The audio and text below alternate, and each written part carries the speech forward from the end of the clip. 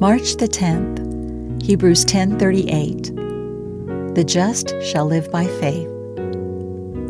Seemings and feelings are often substituted for faith. Pleasurable emotions and deep satisfying experiences are part of the Christian life, but they're not all of it.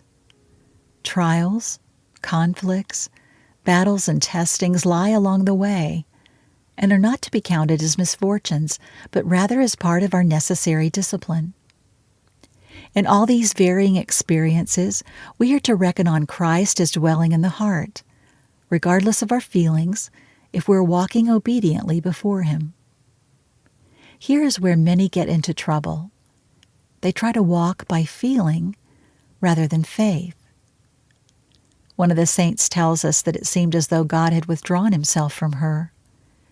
His mercy seemed clean gone.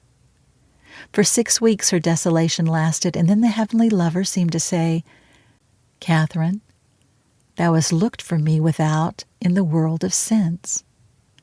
But all the while I have been within, waiting for thee.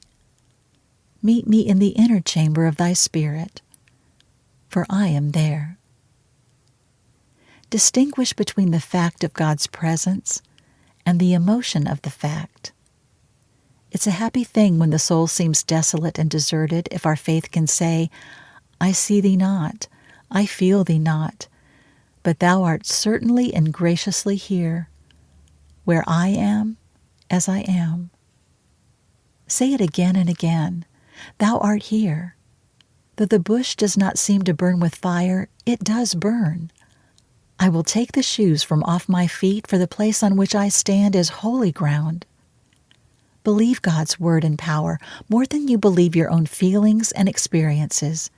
Your rock is Christ, and is not the rock which ebbs and flows, but your sea.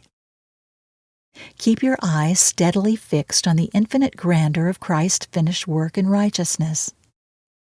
Look to Jesus and believe. Look to Jesus and live. Nay, more, as you look to Him, hoist your sails and buffet manfully the sea of life. Don't remain in the haven of distrust, or sleeping on your shadows in inactive repose, or suffering your frames and feelings to pitch and toss on one another like vessels idly moored in a harbor. The religious life is not a brooding over emotions, grazing the keel of faith in the shallows, or dragging the anchor of hope through the oozy tide mud as if afraid of encountering the healthy breeze. Away! With your canvas spread to the gale, trusting in Him who rules the raging of the waters.